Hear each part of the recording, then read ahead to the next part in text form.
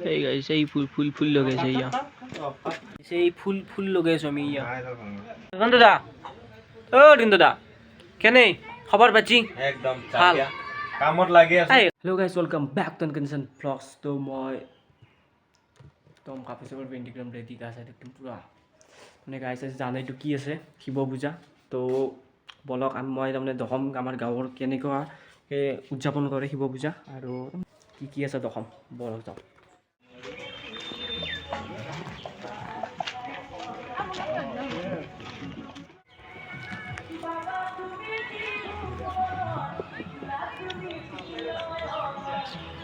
Sana baca kon.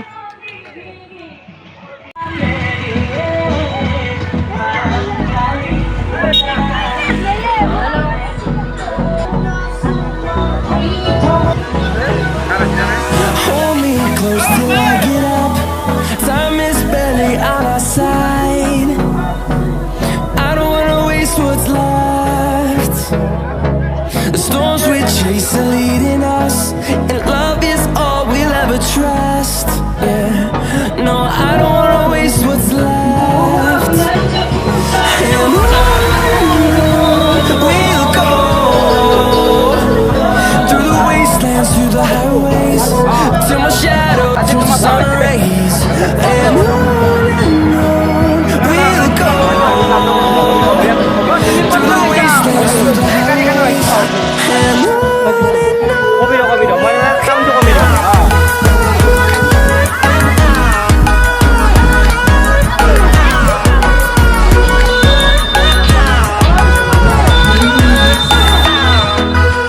পালিছো ভোগ গ্ৰহণ কৰিছো কৰি থকা আপনি ভোগটো দি থাকিম ভাবছো যিমান দিন চলি থাকিব পাৰিম ইমান দিনে মই ভোগটো দাম দি থাকিম বিশেষ আৰু কি কম এই আমাৰ কমিটিৰ এখেত আমি অলপ দেৰিকে ভিডিঅ'টো কৰিম কিয় আমাৰ ভাল লাগিছে কিন্তু কমিটিৰ যোগাৰটো অলপ কমিছে সকলোকে নমস্কাৰ জনাইছো আজি আমাৰ ডালিঙাচুবা শিৱ মন্দিৰ প্ৰাংগণত এইবাৰ আমি 30তম যি আমাৰ এই মহাশিৱৰাত্ৰি উপলক্ষে আমি বিভিন্ন সহায় সহযোগিতা ৰাইজৰ সম্পূৰ্ণ আশীৰ্বাদ পাইছো আৰু আমি বিগত বছৰবোৰৰ এইবেলিও আমি এক এদিনীয়া বৰ্ণাঢ্য কাৰ্যসূচীৰে আমাৰ এইবাৰ এই অনুষ্ঠান আমি আয়োজন কৰিছো আৰু এই আমাৰ ধৰ্মীয় অনুষ্ঠানৰ লগত সংগতি ৰাখি আমি এইবাৰ অলপ অনুষ্ঠুপীয়াকৈ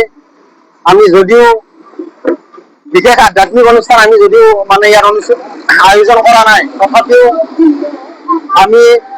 দিনজোৰা কাৰ্যসূচীৰে বিভিন্ন ধৰ্মীয় ৰীতি নীতিৰ মাজেৰে আজি আমি অনুষ্ঠানখিনি আগবঢ়াই লৈ গৈ আছো আমাৰ উদযাপন সমিতি আছে আমাৰ মাননীয় ধৰণী কলিতা তেখেতো এটা বিষয়া আমাৰ মানে দায়িত্বত আছে তেখেত হয়তো পৰিচালনা সমিতিৰ সভাপতি চাগে বা তেনেকৈ সম্পাদক আছে বিভিন্ন কেইজন যি উদ্যোক্তা বিষয়াসকল আছে তেখেত সুন্দৰভাৱে আজি অনুষ্ঠানটো চলাই নিছে আৰু তেখেতসকলক মই মোৰ ফালৰ পৰা শলাগ জনাইছো কিয়নো আমাৰ এই যিটো আমাৰ গান্ধী চকৰ পৰা আমাৰ যিটো একেবাৰে গান্ধীবাৰীলৈকে যিটো আমাৰ এটা যাতায়াত পথ এই পথটোৰ একেবাৰে মাজমজিয়াত আমি এই অনুষ্ঠানটো আজি 30 বছৰে কৰি আহিছো তথাপিও আমি ৰাইজৰ সম্পূৰ্ণ সহায় সহযোগিতা পাইছো কোনো ইয়াত বিক্ষিপ্ত ঘটনা আমাৰ মাজত হোৱা নাই কাৰণ সকলোৱে এই ধৰ্মক বিশ্বাস কৰে আৰু আমাৰ অনুষ্ঠানখনৰ প্ৰতি আমাৰ ইয়াত যিখিনি জাতি জনগোষ্ঠী ভাষা ভাষী যিখিনি লোক আছে তেখেতসকলে সম্পূৰ্ণ সহযোগ কৰে তাৰ বাবে আমি নথৈ উৎফুল্লিত আৰু আনন্দিত হৈছো তেখেতসকলক আমি এইটোৱে আহ্বান জনাইছো আমি যদি তেখেতসকলৰ আশীৰ্বাদ পাই থাকো আমি অনাগত দিনত এই উৎসৱটি আমি আৰু জাক জমকতা আমি পাতিবৰ কাৰণে সক্ষম হ'ম আৰু তাৰ মাজতে মই আপোনাসকলৰ মাজত এটি মানে ইয়াৰ হাত ধৰি মই এটা কথা উল্লেখ কৰিব বিচাৰিছো আজি আমাৰ সন্ধিয়া আমাৰ যি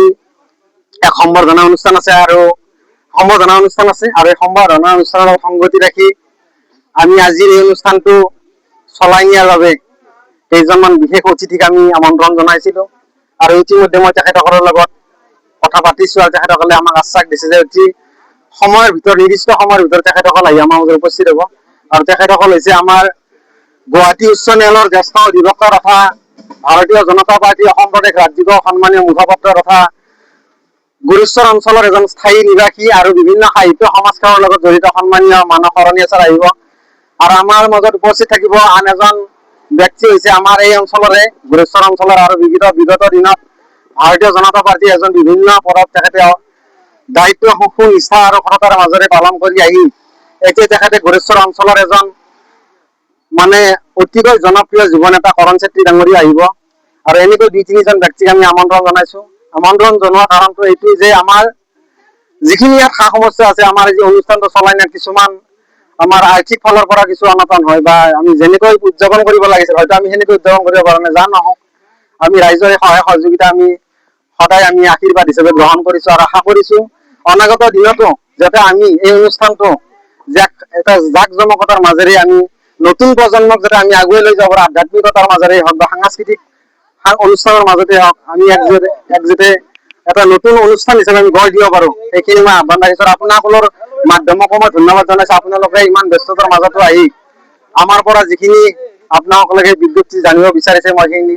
যিখিনি পাৰিছো আপোনালোকক মই এই তথ্য আপোনাক দাঙি ধৰিছো আৰু সকলোকে আকৌ এবাৰ মই আমাৰ শিৱৰাত্ৰি উদযাপন সমিতিৰ ফালৰ পৰা ভক্তি কৰা সেৱা জনাইছো আৰু সকলোৰে প্ৰভুৰ শ্ৰীচৰণত মংগলময় কামনা কৰিছো। দেখাই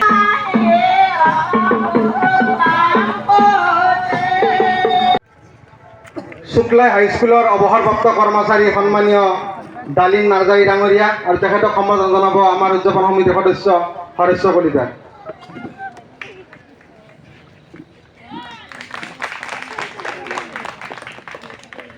আৰু এতিয়া আমি সম্বৰ্ধনা অনুষ্ঠানটো ইমানতে স্থগিত ৰাখিছোঁ। পৰৱৰ্তী সময়ত আমাৰ সুবিধা হ'লে আমি আকৌ এই সম্বৰ্ধনা অনুষ্ঠানটো আগবঢ়াই লৈ যাম। আজি আমাৰ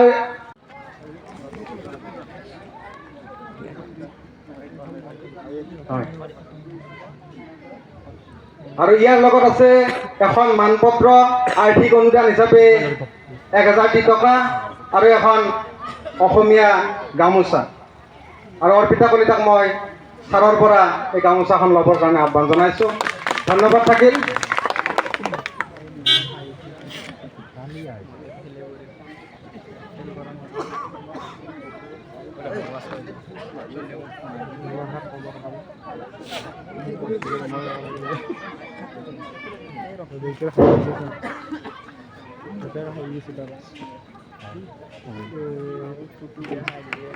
এইবাৰ আমি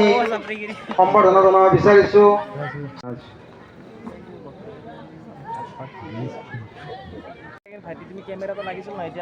অংকুৰ কলিতা আৰু মই এই সম্বৰ্ধনা পত্ৰ গ্ৰহণ কৰিবৰ কাৰণে আমাৰ সন্মানীয় কৰণ চেত্ৰী ডাঙৰীয়াৰ পৰা তেখেতক অনুৰোধ জনাইছোঁ। ধন্যবাদ থাকিল অংকুৰ কলিতালৈ।